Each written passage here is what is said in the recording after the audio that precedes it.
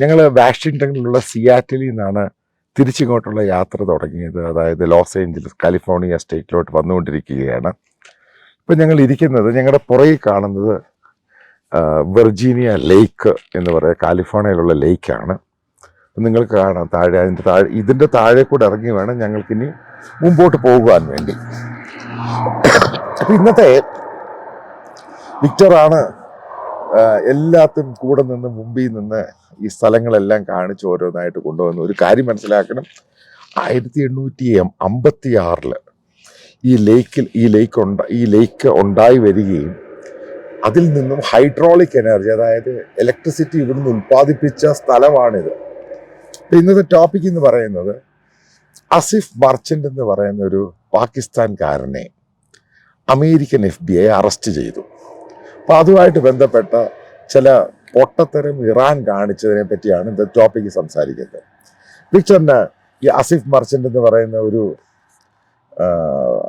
Iranian spy, പാകിസ്ഥാൻകാരൻ, അയാളെ ഇവിടുത്തെ FBI arrest ചെയ്തു. അതിനെപ്പറ്റി എന്താ പറയുക? ഇത് കേൾക്കും വലിയ തമാശയായിട്ട് തോന്നുന്നില്ലേ?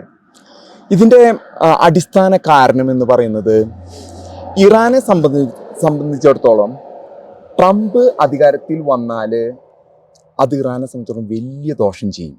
ഏതറ്റം വരെ ദോഷം ചെയ്യും എന്നുള്ളത് നമുക്കത് ട്രംപ് വന്നതിന് ശേഷമേ സാധിക്കാൻ പറ്റുള്ളൂ.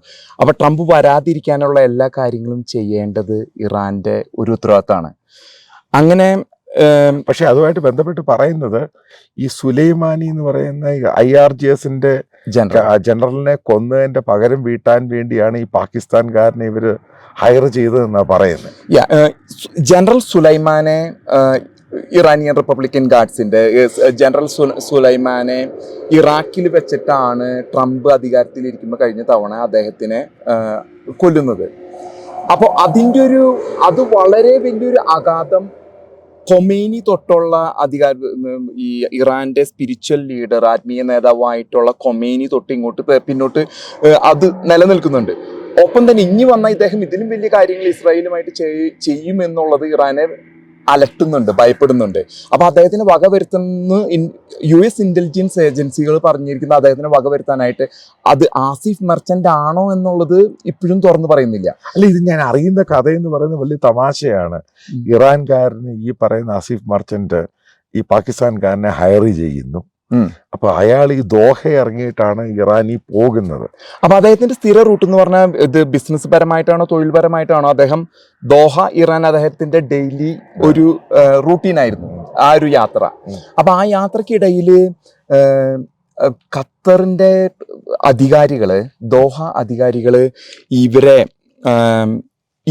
ഈ അമേരിക്കൻ രഹസ്യാന്വേഷണ വിഭാഗത്തെ അറിയിക്കുന്നുണ്ടായിരുന്നു, ഇങ്ങനെ ഒരു വ്യക്തി യാത്ര ചെയ്യുന്നുണ്ട്, എന്തൊക്കെയോ അവിടെ നടക്കുന്നുണ്ട്. പക്ഷെ അത് ആസിഫ് മർച്ചന്റിനെ ചതിക്കുന്നത് ഖത്തറാണ്. അല്ല, കാരണം ആസിഫ് മർച്ചന്റ് ഖത്തറിൽ വെച്ചാണ് അമേരിക്കൻ വിസ അപ്ലൈ ചെയ്യുന്നത്. അത് കഴിഞ്ഞിട്ട് അമേരിക്കൻ വിസ ഇവിടെ ഒരാളെ കണ്ട് സോഷ്യൽ മീഡിയ ഒരാളെ പരിചയപ്പെടുന്നു ഖത്തറിൽ വെച്ച്. അയാൾ ത്രൂ ആണ് ഇയാള് അമേരിക്കയിലോട്ട് വരാൻ ശ്രമിക്കുക. ഇതൊക്കെ എല്ലാം മുഴുവനും FBI പ്ലാന്റഡാന്ന് പറയുന്നു. അപ്പോൾ ഒരു ഫെഡറൽ ലോ എൻഫോഴ്സ്മെന്റ് ഏജൻസിയാണ് FBI. അപ്പോൾ അവരൊരു നീക്കം നടത്തുന്ന സമയത്ത് അവർക്ക് എരേനിട്ട് കൊടുക്കും. അപ്പോൾ ആസിഫ് മർച്ചന്റ് മുമ്പിലേക്ക് ഒരു പാകിസ്ഥാനിയായ ആളായിരിക്കണം ഒരു FBI ഏജന്റിനെ ഇട്ട് കൊടുക്കുന്നു. നമുക്ക് കൊല്ലാം, നിനക്ക് എന്ത് സൗകര്യം അമേരിക്കയിൽ ചെയ്തു തരാം എന്നുള്ള സൗകര്യം ചെയ്തു കൊടുത്തിട്ടാണ് അദ്ദേഹത്തിനെ ദോഹയും കൂടിയിട്ട് നല്ല വാക്ക് പറഞ്ഞ് അമേരിക്കയിൽ കൊണ്ടുവരുന്നത്. എന്നിട്ട് ഇവിടെ ഇരുന്ന് കൂടെ നിൽക്കുകയാണ് ഇവർ. നമുക്ക് അലക്കണം, പൂശണം, ഇവരെ കൊല്ലണം, അവരെ കൊല്ലണം എന്ന് പറഞ്ഞ് ഇദ്ദേഹത്തിനെ ചാടിച്ച് കൊണ്ടുവന്ന് എല്ലാം റെക്കോർഡ് ചെയ്ത് ഒരു ട്രാപ്പ് ചെയ്ത്. എന്നാൽ ഇതിൻ്റെ മുഖ്യ കാർമ്മികത്വം വഹിച്ചത് ഖത്തറാണ്. ഇയാളെ കുടുക്കി, ഇയാളെ ഒതുക്കി പാക്കാക്കി ഇവർക്ക് വിസ അടിച്ചു കൊടുക്കുന്നു, ദോഹയിൽ വരുന്നു, എല്ലാം റെഡിയാക്കി കൊടുക്കുന്നത് ഖത്തറാണ്. പക്ഷെ ഇതിനകത്ത് മനസ്സിലാക്കാൻ സാധിക്കുന്ന ഇറാനിയൻസ് വെറും മണ്ടന്മാരായിരുന്നു എന്നല്ലേ? കാരണം ഒരു പാകിസ്ഥാൻകാരനെ അവർ ഹയർ ചെയ്യുന്നു, ഇതേപോലെ അമേരിക്കൻ ഓപ്പറേഷൻ വെടിവെച്ച് കൊല്ലാൻ വേണ്ടി. അവരും പൊട്ടനാണ്, ഇതെടുത്തവരും പൊട്ടനാണ്. കാരണം ബേസിക്കലി ഇവർക്ക് ലോകത്തിന്റെ ഇന്നത്തെ പോക്ക് എങ്ങനെയാന്ന് പോലും അറിയാൻ സാധിക്കാത്ത ഒരു രാജ്യമാണ് ഇറാൻ. ഇതിന്റെ ഇതെന്ന് പറഞ്ഞാൽ ഖത്തർ, സൗദി അറേബ്യ പോലുള്ള രാജ്യങ്ങൾ എന്നും അമേരിക്കയുടെ സഖ്യകക്ഷിയാണ്. ഇതിനു മുമ്പ് ഇങ്ങനെയുള്ള സംഭവങ്ങൾ ഉണ്ടായിട്ടുണ്ട്. ഒരു പ്രിന്ററിന്റെ ഉള്ളിൽ ബോംബ് വെച്ചിട്ട് വരുന്നത്.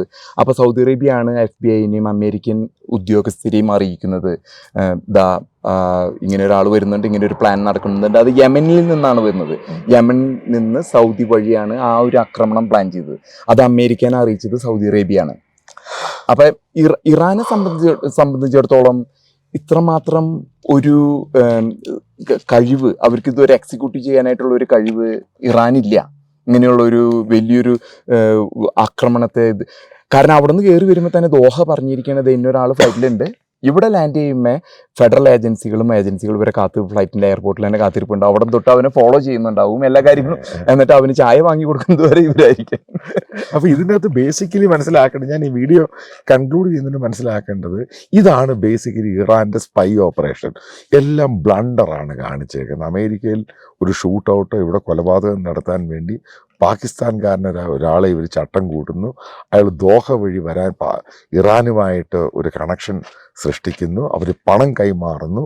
ആ പണം ഉൾപ്പെടെ ഇയാൾക്ക് അമേരിക്ക വിസ കൊടുത്ത് അമേരിക്കയിൽ കൊണ്ടുപോയിട്ട് അതിനുവേണ്ടി ദോഹ സഹായിച്ചു.